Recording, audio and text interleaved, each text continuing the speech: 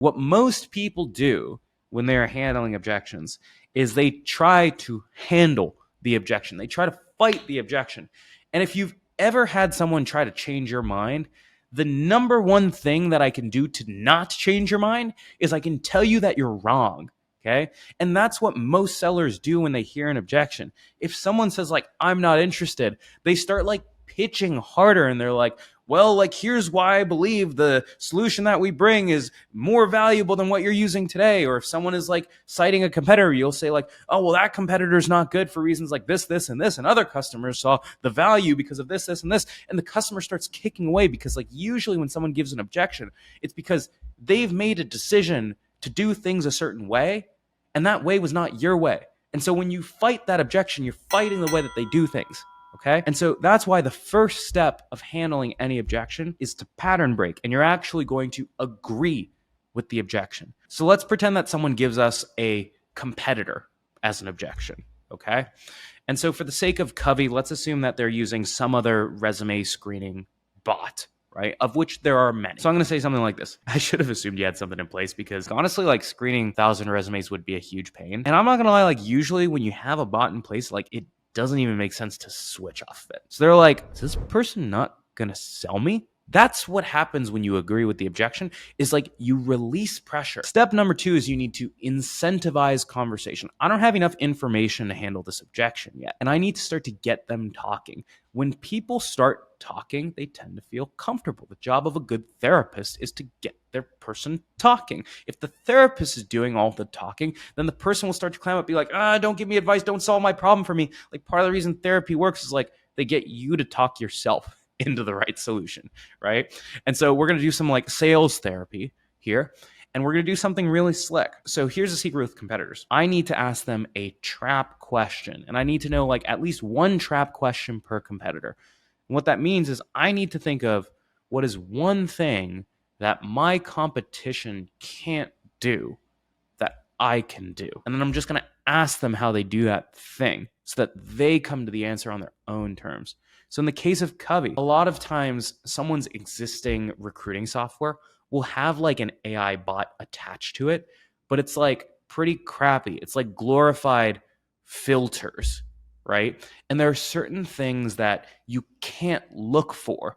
Like, you can't look for like someone who got multiple promotions in a short period of time, like trajectory, or worked for like certain blue chip type of companies. And so I'm just going to like ask that in a trap question. So I'm going to say like, hey, Jane, just so no one from my team calls you again, I noticed that your team is like hiring a bunch of like software engineers. And I have to assume that in the bot, you're able to do things like point out the human level nuance of things like quick promotions over a certain number of years, or worked for like blue chip tech companies in this industry, or like worked for both big companies and small companies, so they've seen scale and startups. Like, are you able to like get that level of nuance? Just because I want to make sure that this is like actually a dead deal. So notice I'm doing a lot of incentivizing here. And what I mean by that is I'm constantly throwing in little things like, hey, just so my team doesn't call you again, or just so I like actually make sure that this one's like a complete waste of time, could you like really tell me like why this thing doesn't work? But then I'm like layering in little traps, and I'm like, hey, like my guess is you can probably see if someone's gotten 4 promotions in the last 7 years, and like that's something that I know the other competition can't do. I'm like laying these traps so that they'll usually give you an answer that's like, it doesn't do all of that, but it sort of gets the job done for the most part. And that's my opportunity to do step 3, which is like selling the test drive.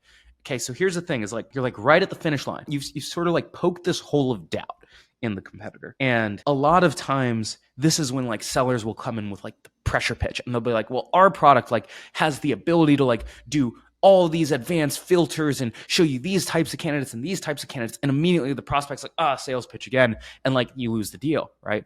And so you never want to sell the product. You want to sell the test drive. Okay. So you don't want to like sell people, here's this like nice shirt that I want you to buy right now. Here's this like Tesla that I want you to buy right now. You want to be like, hey, like, I know you got a car already. Like, do you want to give this thing a ride? Like, just so you know it's out there. And 9 times out of 10, like people want to take the test drive. Like Tesla has sold a ton of cars to people who like never thought they were going to get a Tesla. And then they took the test drive and they're like, oh, like That's a car, right? And so you're going to do that with your product. And so if I was selling the test drive at Covey with Jane, I'm going to say something like this. I'm going to like, Jane, honestly, like I've noticed like you're hiring some like really awesome engineers. And like my guess is you have a pretty refined candidate profile. My guess is you're probably not going to switch off of your existing tool. But like, are you open to like us running this on one of your roles? Because we can filter for a lot of that like human level nuance that you're talking about. And if nothing else, like you'll know what's out there and you can see what it looks like. And 9 times out of 10, they'll be like, yeah, I'll take a look. And then like once they're in the car, then you can be like, so like maybe we could talk about financing. Maybe we could buy out your current car. Maybe we can like buy out your lease. Like you can do all that stuff and quote unquote sell the value of your solution when you aren't doing a cold call on a complete stranger. But like a common mistake that people will make is like they'll try to like turn these cold calls into sales pitches. And like the phone is a meeting setting device. Like get them on an actual call where you can like sit down. You're not catching them in between meetings. You're not going to get like interrupted by them like being like, shoot, I got to jump to my next one. And then you can actually walk them through a proper sales process.